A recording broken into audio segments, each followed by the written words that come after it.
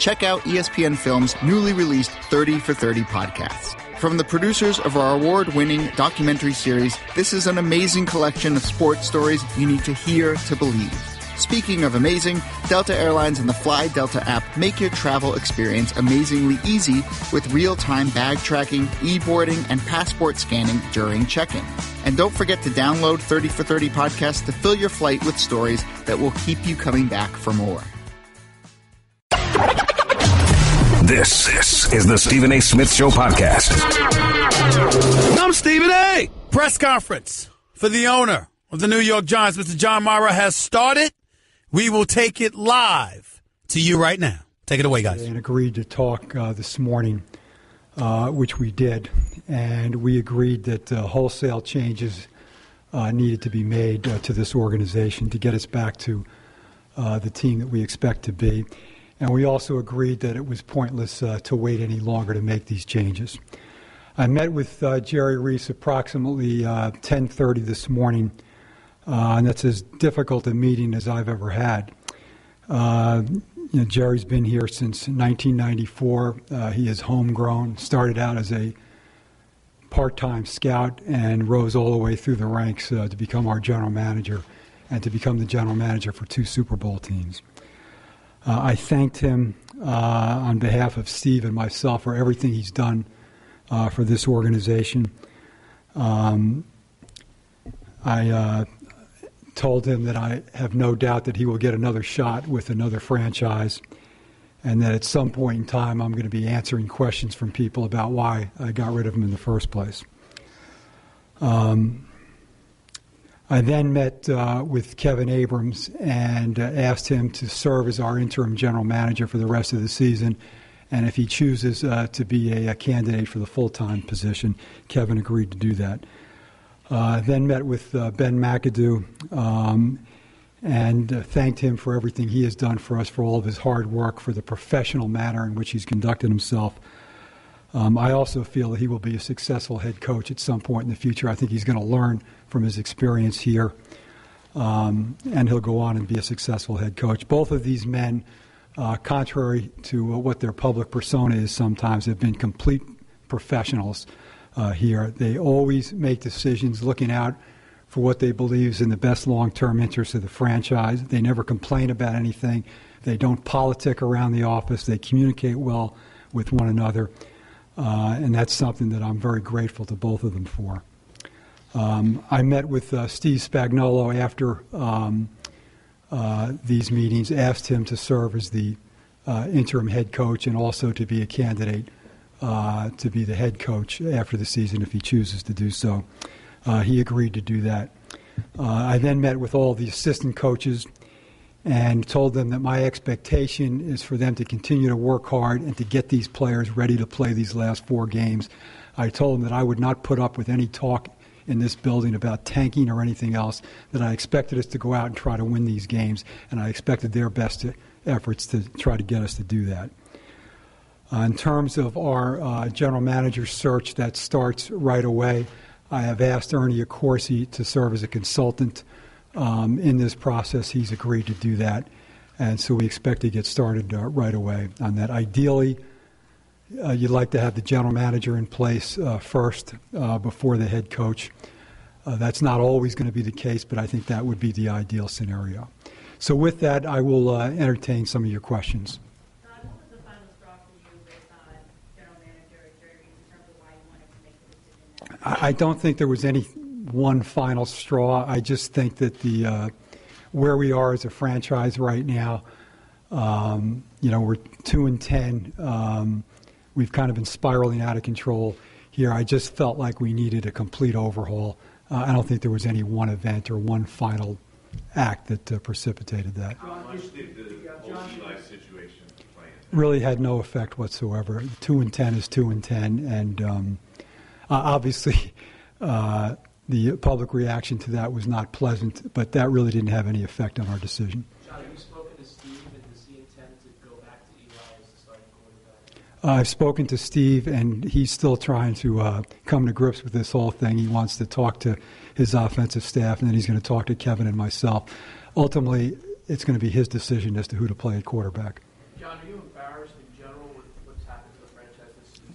Of course I'm embarrassed. 2-10, there's no defense for that, particularly when expectations were so high. And I understand that, listen, we've had a ridiculous number of injuries. It's the first time in my life that I think I sat at a game having to constantly look at the flip card to try to determine who we were playing.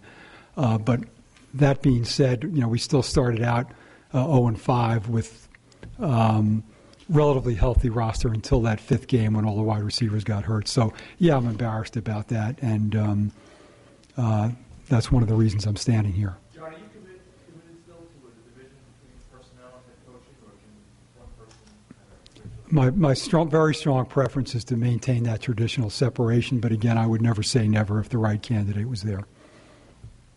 Do you regret not intervening? It seems like the plan to move Gino, Kovacs was not right. You guys are not on the I mean, we were and we weren't. I mean, Ben came up with the plan. I initially signed off on the plan. My hope had been to talk to him to try to have a little more flexibility with it, not have a hard and fast time when he was going to come out of the game. But by then, Eli rightfully had rejected the notion of only starting and playing a half and coming out, and we had issued the statement, and it was just too late at that point. Did you consider firing Ben No. on Wednesday? No. You put a statement out 3 weeks ago saying there wouldn't be any changes. So how do you explain 3 weeks later making? I changed my mind. We changed our minds. I mean, given that all of the events that have occurred, where we are as a franchise right now, and to be honest with you, it became more and more apparent that we were going to have to do something at the end of the season. So we talked after the game and again this morning about why prolong it any longer. Why not just get it done now? I'm very conscious of the fact that 3 of our last 4 games are at home. I was conscious of having lived through it before, of what the reaction was going to be. It also gives us somewhat of a tactical advantage in allowing us to start looking at general managers right now rather than waiting until the end of the season. John, there was a period of time between, let me rephrase this, were you aware before Ben went to Eli and said we're going to start and Gino was going to set me up, were you aware of that before he actually presented the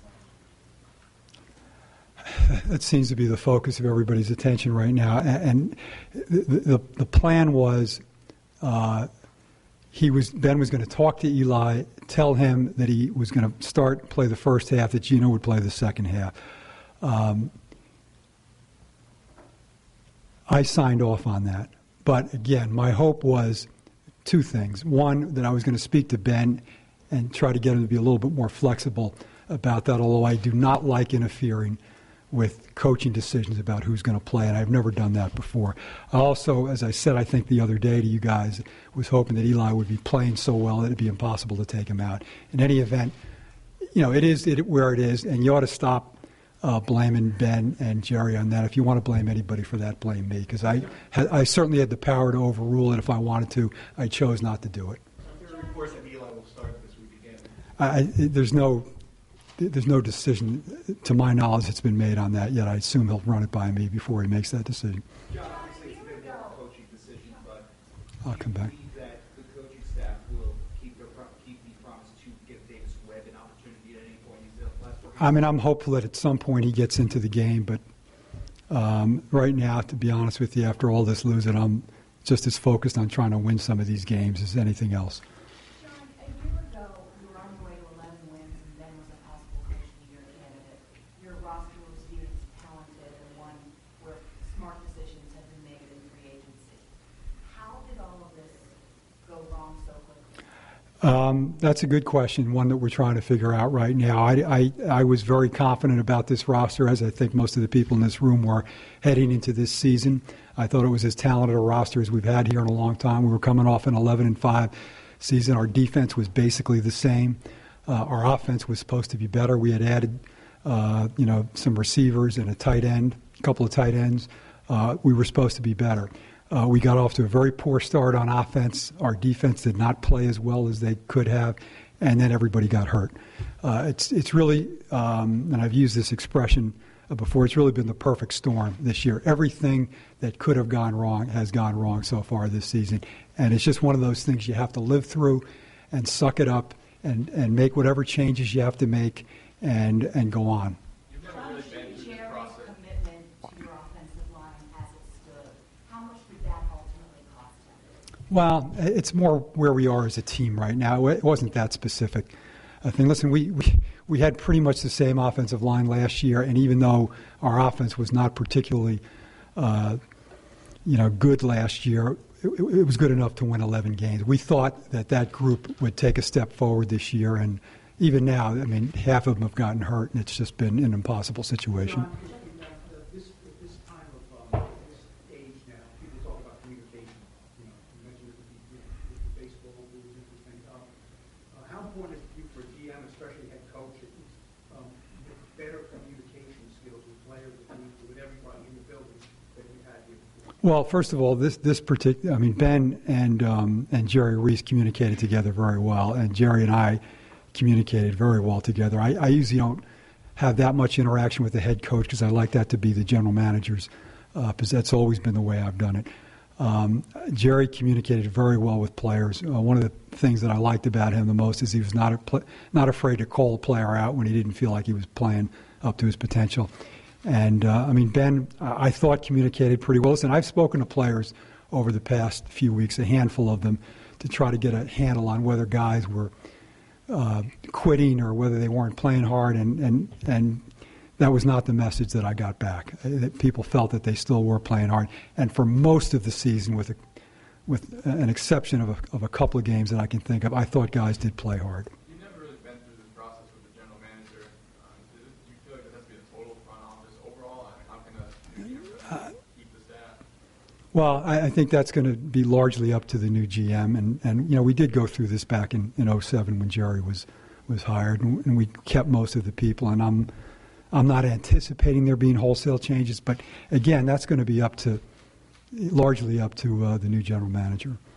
John, would you necessarily shy away from hiring a head coach that maybe didn't have experience going forward? Not necessarily. It just depends on the candidate. I mean, there are a number of new head coaches that are very successful in this league this year, so you can't shy away from them. If you think you have the right guy, you got to go for it. John, there's an expression, the giant way.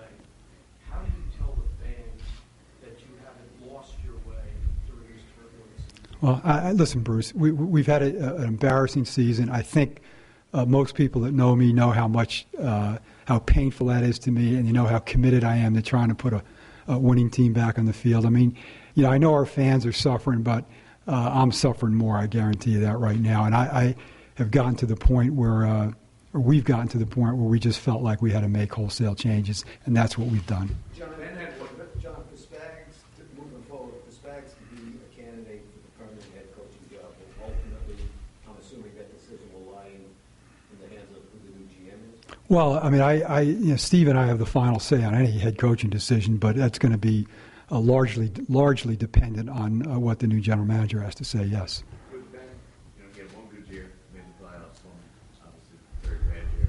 Where do you think it went wrong for him somewhere in the middle? As I said, I think it just ended up being the perfect storm for us. We got off to a bad start this year, particularly on offense. Our defense didn't play as well as they played last year. We had leads in a few games that last year they would have held and we would have won the game.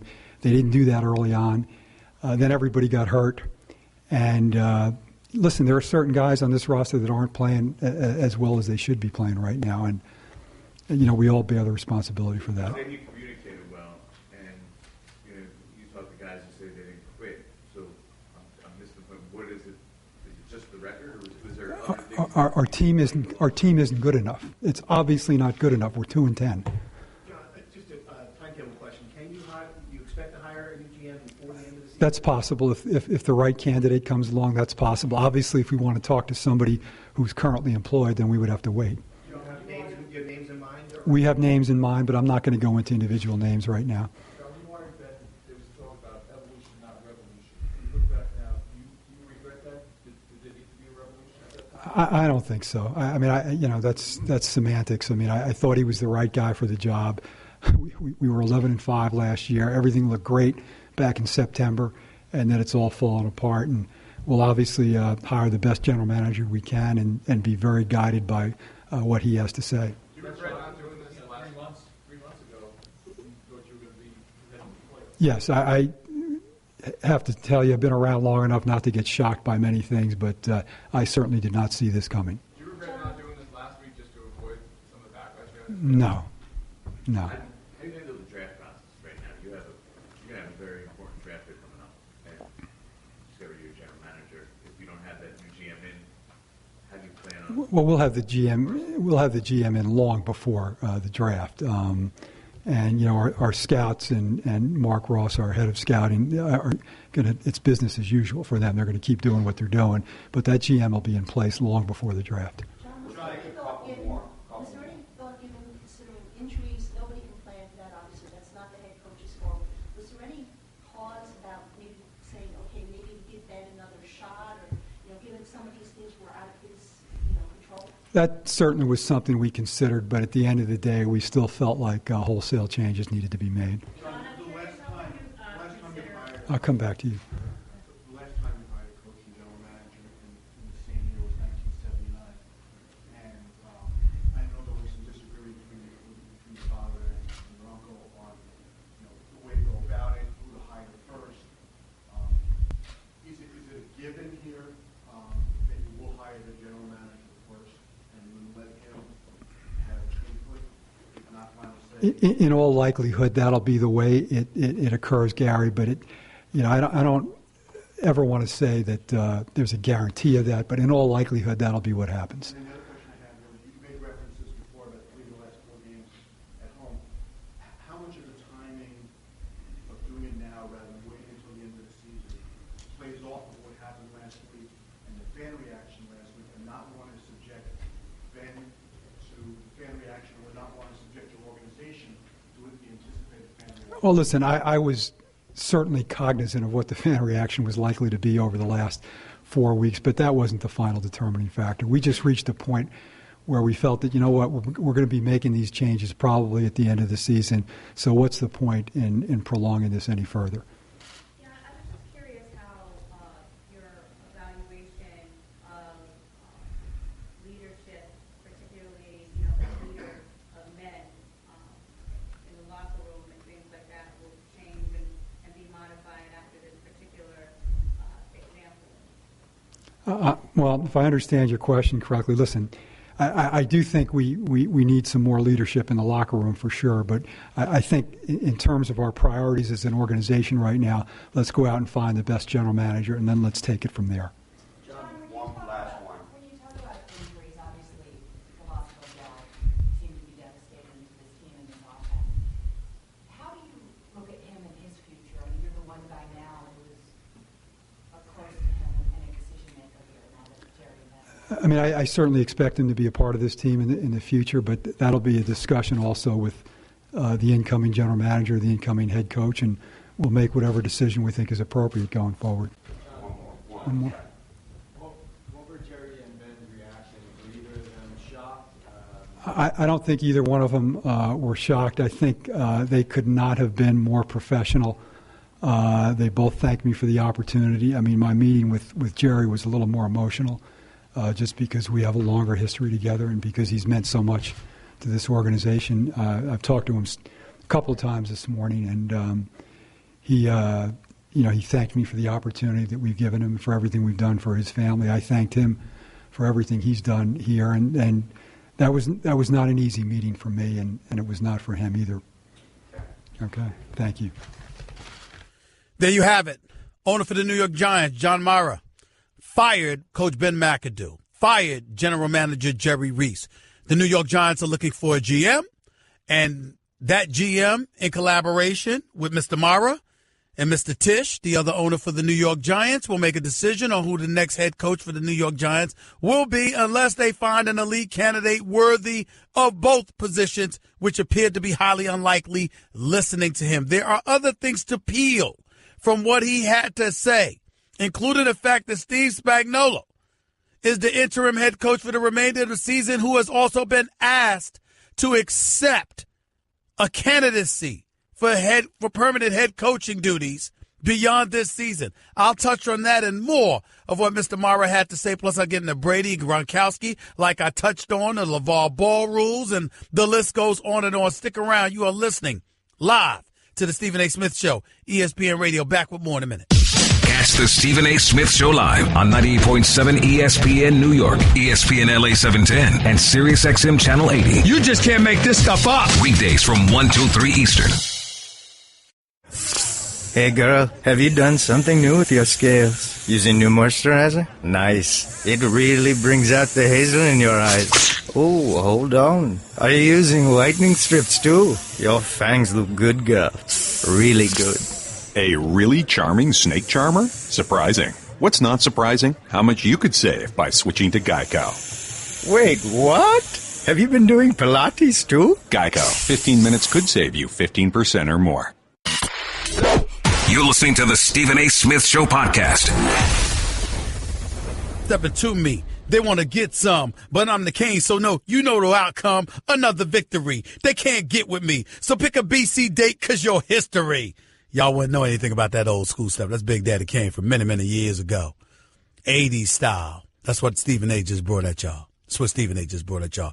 866-729-ESPN. That's 866-SAY-ESPN. You're listening live to the Stephen A. Smith Show, ESPN Radio. Look, I appreciate Mara putting it all on his shoulders, acknowledging that, you know, they couldn't have made certain moves without his approval.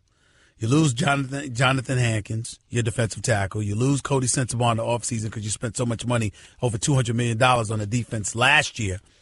There was so much that you could do.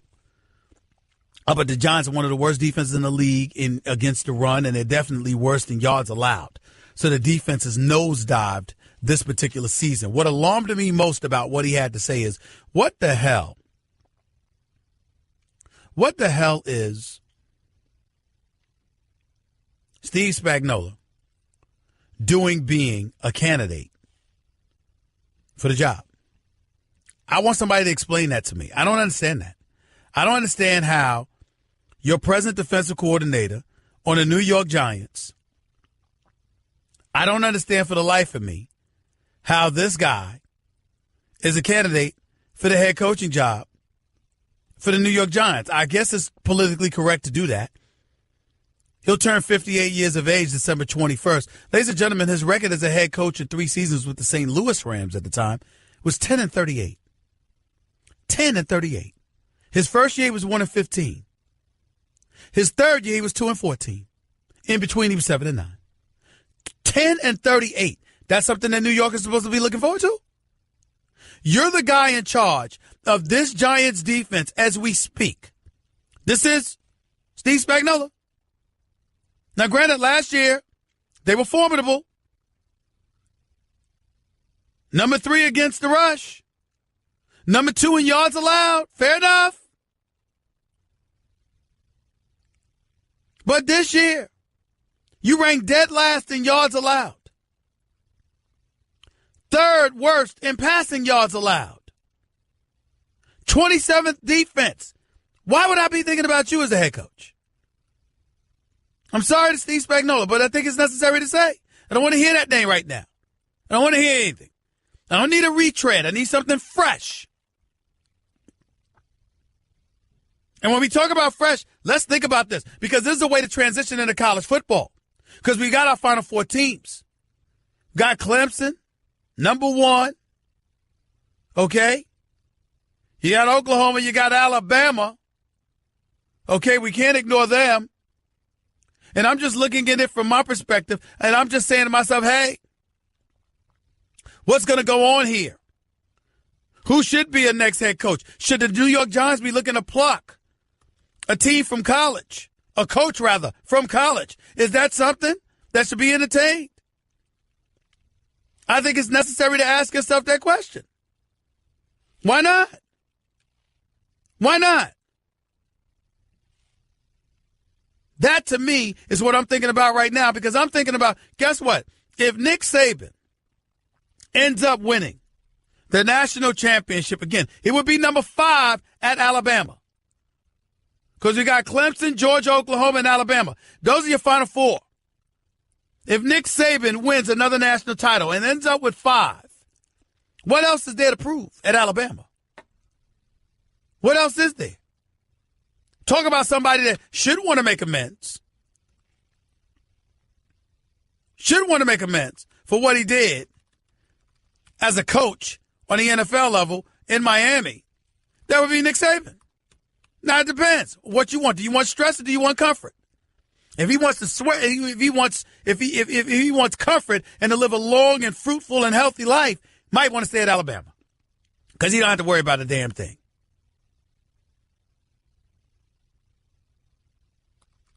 He doesn't have to worry about anything.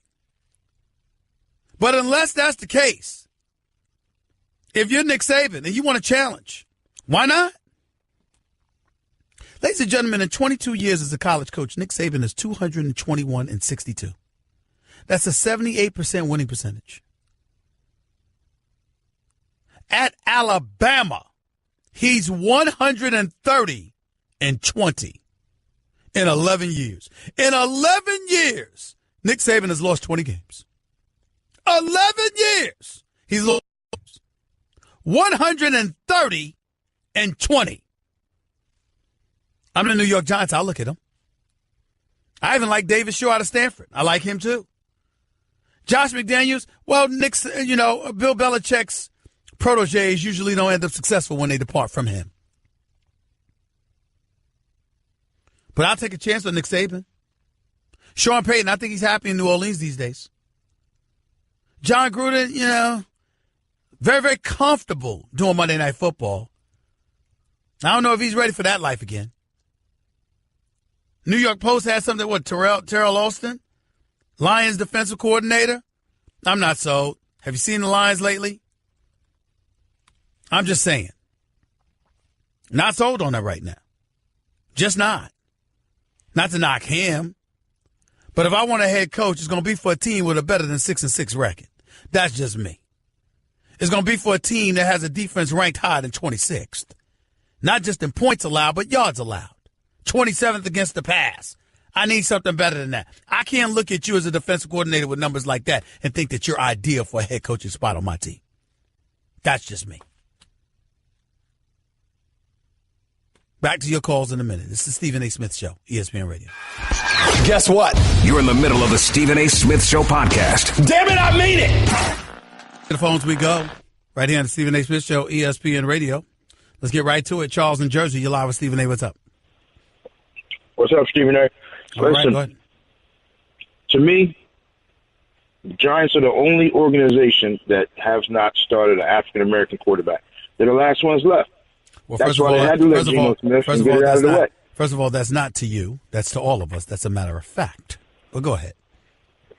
That's why I feel they had to get that monkey off their back, if you ask me. I mean, they had to do that. Just so granted, who else had a quarterback that started 210 games? Okay, we don't know, but I get your point. You're saying that Geno Smith started because it would be they were the only organization that never started an African American quarterback, so they wanted to make sure they got themselves out of that category, and that's why Geno Smith was inserted instead of Davis Webb. I got it. Go ahead. I got it. That's it. And now going forward, Geno Smith won't be there next year. They'll have Webb. We'll get somebody in the second or third round. Hopefully not the first round, second or third round. And that'll be our future. To me, I think Eli will be back there next year for one more year. We'll see. I appreciate the call, though. Thank you. Greg, you're live with Stephen A. Go ahead. Hey, Stephen A.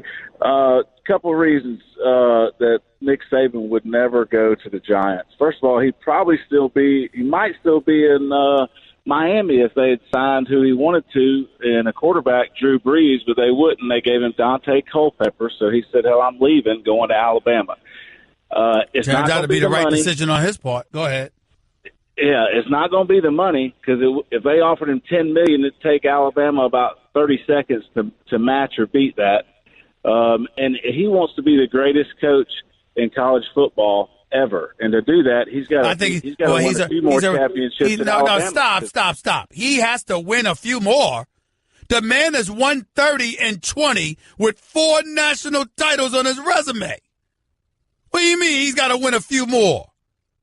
He ain't already recognized as arguably the greatest ever in collegiate football? that to him, he wants to win more than the Bear did. Okay. Appreciate the call. 866-729-3776. Your calls to close out the show in a minute. You're listening live to Stephen A. on ESPN Radio. Guess what? You're in the middle of the Stephen A. Smith Show podcast. Damn it, I mean it! Back to the calls we go. Stephen A. Smith Show, ESPN Radio. Greg in Brooklyn, you're live with Stephen A. Talk to me. Hey, what's going on, Stephen A? I'm all right. I have a problem with something that you said in regards to this Tom Brady and Gronkowski thing.